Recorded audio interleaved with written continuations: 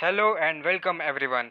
This is the daily current affairs session for the day 25th of June 2020 and you are on the YouTube channel Officers Plus. Let me tell you, all the questions framed here are made from trusted news sources. So sit back and relax and enjoy the best coverage of important news in the form of daily current affairs quiz questions. On that note, let's get started with the set of questions framed for today. The first question is, recently in which country world's first yoga university outside India has been launched? The correct answer is option A, United States of America. As part of the 6th International Yoga Day commemorations, the world's first yoga university outside India has been launched in USA in the city of Los Angeles. The university has been named after Swami Vivekanand. The name of the university is Vivekanand Yoga University.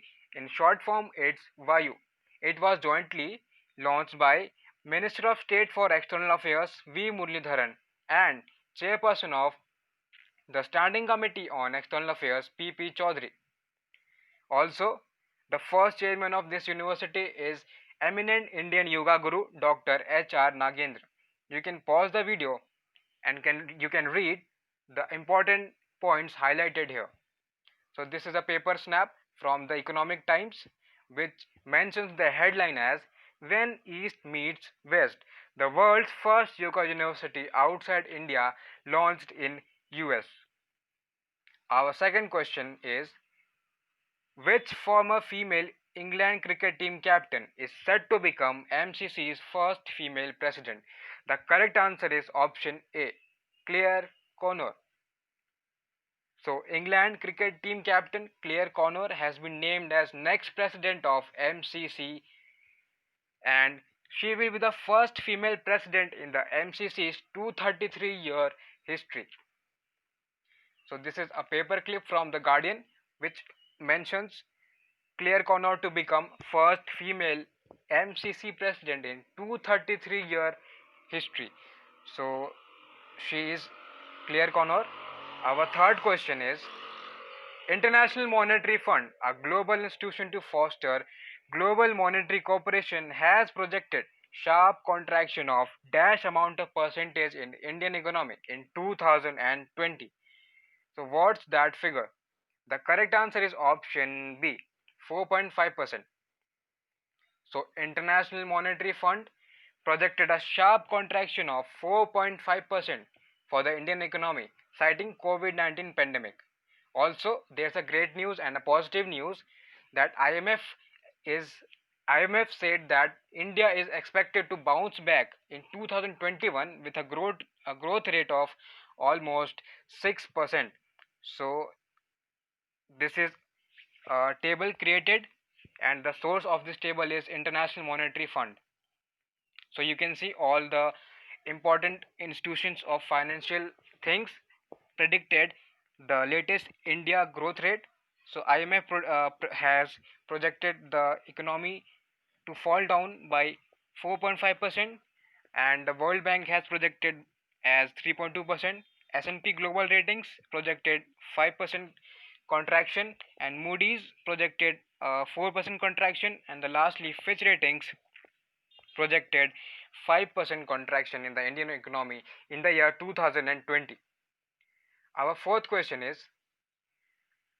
a commission appointed to examine subcategorization of other backward classes in India got a 6-month extension recently. Who is the chairman of the commission? So chairman of the commission is G. Rohini. So this commission was appointed to examine subcategorization of OBCs in India. This is headed by G. Rohini, and G. Rohini is a retired Delhi High Court Chief Justice. This commission was appointed in October 2017. So this is a paper snap from the Hindu, and he is Prakash Javadekar, minister responsible for this panel, and OBC panel gets a 6-month extension. This headline mentions everything. Our fifth question is, central government has decided to bring all urban and multi-state cooperation banks under Reserve Bank of India. What's the combined figure of all the cooperative banks? The correct answer is option B, 1540 banks. So to protect depositors and their money, Center has decided to bring all the cooperative banks under India's top watchdog, Reserve Bank of India. So a ordinance was passed by Union Cabinet yesterday, and all these banks have depositor base of almost 8.6 crore, who have saved around 4.84 lakh crore Indian rupees in these banks. So this is a mentioning of the Indian Express, which says bringing cooperative banks under RBI, promoting space entrepreneurship. Highlights of the cabinet meeting. Our sixth question is, the Union Cabinet approved the creation of Dash to provide active participation in private companies to use Indian space infrastructure. What's the name of the body created? The correct answer is option C, IN Space. So Union Cabinet approved the creation of Indian National Space Promotion and Authorization Center. In short form it's called IN Space. It will provide a level playing field for private companies to use Indian space infrastructure. Also, this will provide and promote, and also it will guide the private industries in space activities, encouraging policies and a friendly regulatory environment. Also, there's a important news here. In 24th June cabinet approvals, Kushinagar Airport is designated as an international airport. So this is a paper clip from leading newspaper The Hindu, which says, with space reforms, private sector to get level playing field. It's a great news that private companies will also participate in the space activities of India. Our seventh question is, recently foundation stone for Islamabad's first Hindu temple has been laid down. The temple is dedicated to which god? The correct answer is option C, Lord Krishna. So Pakistan has started construction of 10 crore Indian rupees Hindu temple in Islamabad, the capital city of Pakistan. The Krishna temple will come in a 20,000 square feet plot at the capital's H9 area. Also, the groundbreaking ceremony was performed by Parliamentary Secretary on Human Rights Lal Chand Malhi. This is a paper clip from The Hindu, which mentions foundation stone for Islamabad's first Hindu temple laid. This is a great news from Pakistan, and it's a very positive news to hear. The eighth question is, the CCEA approved an additional investment of 121.27 million.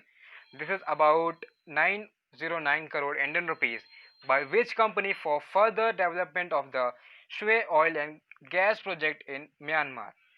So the correct answer is ONGC Videsh Limited, option C.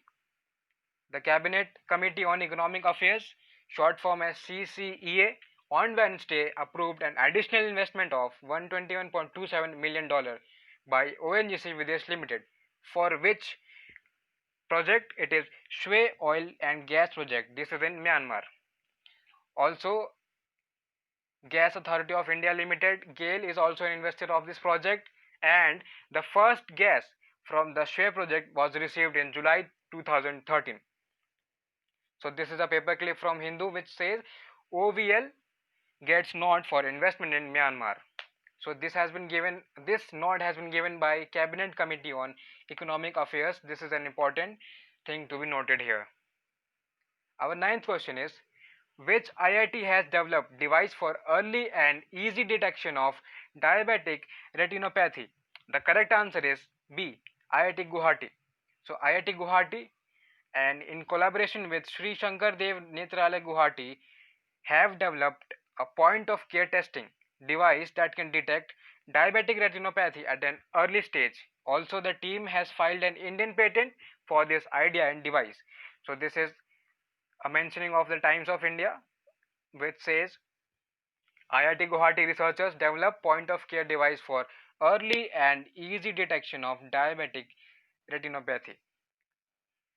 Our 10th question is, which of the following statement is true about IPO by LIC? The IPO stands for Initial Public Offering. So is it Option A, option B, option C, or option D? So the correct answer is option B. All the facts mentioned here are correct. So the point number one, LIC was set up in 1956 is correct. IPO is the selling of securities to the public in the primary market is also correct. The third, LIC owns 49% stake in IDBI Bank is absolutely correct. Moving on to our 11th question. What shall be the minimum local content percentage for suppliers to be designated as a class 1 supplier on the government marketplace? The correct answer is option D, more than 50%. So if the content percentage of the supplier is more than 50%, he will be designated as class 1 supplier on the government marketplace.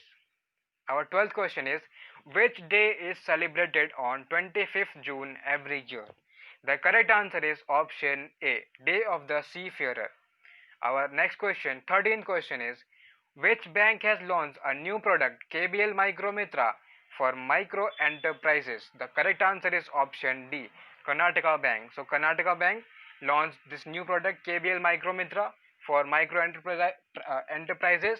Also, it will provide financial assistance up to rupees 10 lakh either for working capital or for investment purposes. So this is a paper snap from the Business Standard which highlights the news as Karnataka Bank launches KBL Micromitra for micro enterprises. Our 14th question is, recently a volcano erupted on Mount Merapi. Where is this active stratovolcano located? So this is located in Indonesia. So Mount Merapi, it is an active stratovolcano. It is located on border between Central Java and special region of Yogyakarta provinces. This all lies in Indonesia. Our 15th question and the last question of the day is, recently how much fund has been allocated to COVID dedicated hospitals from PM CARES fund? The correct answer is option C, 2000 crore. So 2000 crore has been allocated to COVID dedicated hospitals from PM CARES fund. So this is all for the today current affairs session. If you like the video, please like the video by hitting the like button down the video. If you have any suggestions, please comment in the comment box and please subscribe our channel. And thanks for watching this video. Please be connected.